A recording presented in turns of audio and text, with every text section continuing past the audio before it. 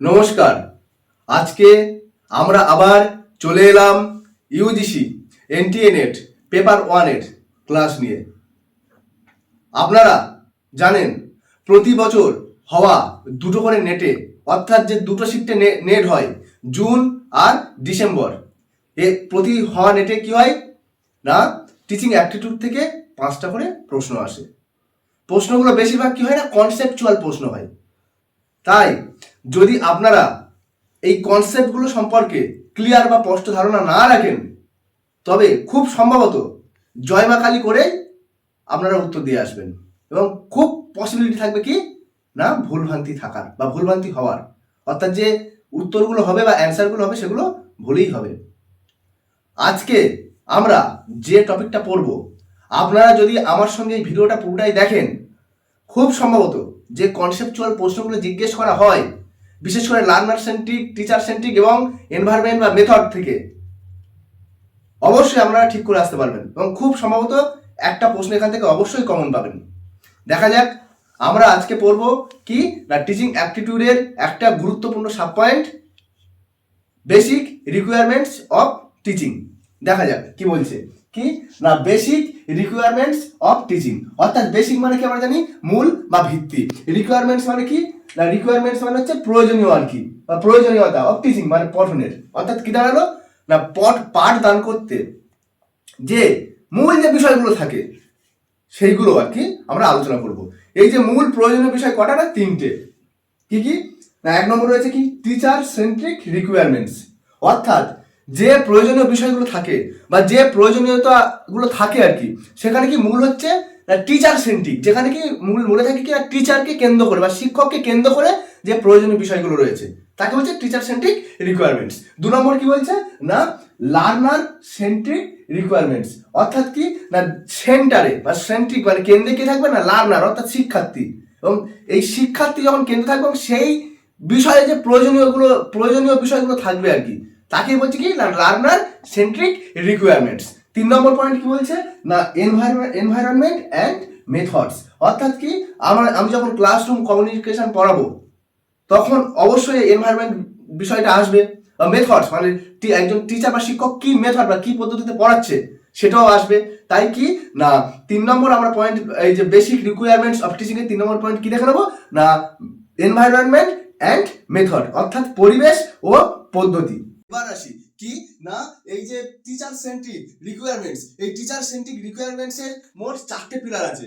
4টে পিলারের মধ্যে আমরা এক এক করে দেখে নেবো। টিচার সেন্ট্রিক মানে আমরা কি জানি না, যেখানে টিচার হচ্ছে সেন্ট্রিক মানে মূল কেন্দ্রবিন্দুতে রয়েছে এবং সেই সম্বন্ধে যে প্রয়োজনীয়তাগুলো রয়েছে সেটা হলো টিচার সেন্ট্রিক রিকোয়ারমেন্টস। আর এটা কার পার্ট, প্রথম পার্ট আমরা জানি কি না বেসিক রিকোয়ারমেন্টস অফ টিচিং, অর্থাৎ টিচিং এর যে মূল যে বেসিক যে কি না রিকোয়ারমেন্টস অর্থাৎ প্রয়োজনীয় বিষয়গুলো রয়েছে।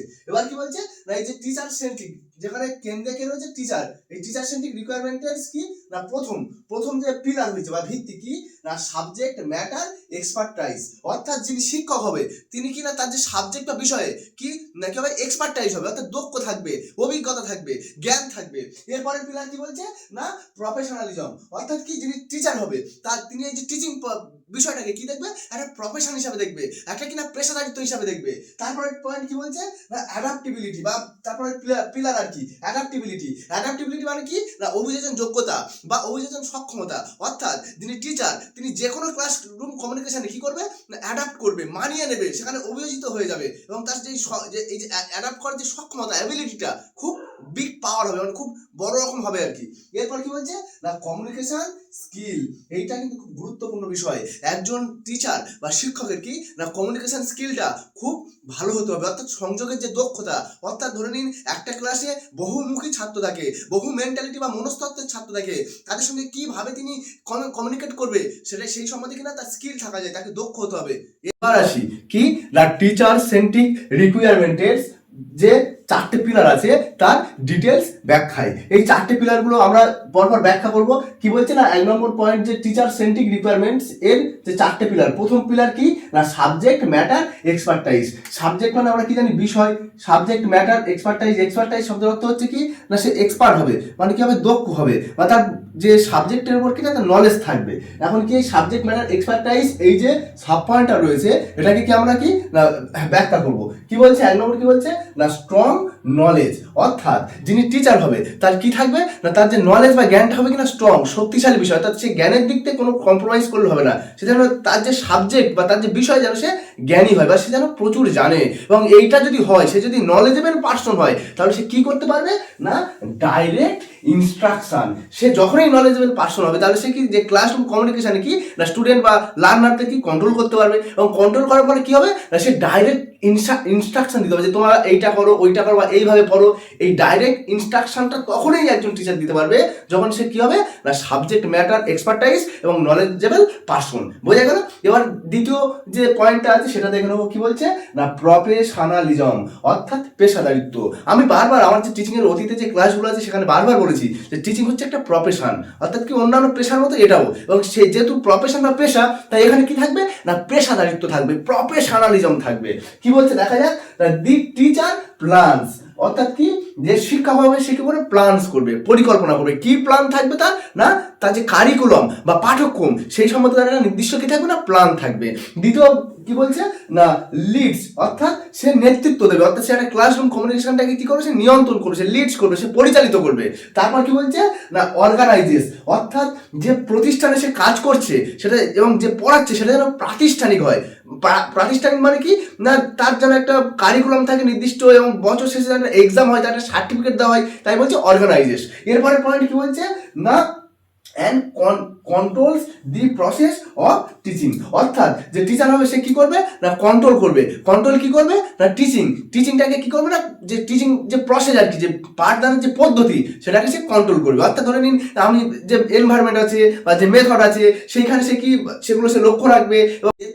এরপরে পয়েন্ট কি বলছে না কমিউনিকেশন স্কিল, অর্থাৎ কি না সংযোগ বা যোগাযোগের যে দক্ষতা। কি বলছে না দি অ্যাবিলিটি অফ এক্সপ্লেইন, অর্থাৎ কি না যে টিচার হবে সে কি করবে না তার অ্যাবিলিটি থাকবে, সক্ষমতা থাকবে কিসের উপর না এক্সপ্লেইন, অর্থাৎ কি না ব্যাখ্যা করা।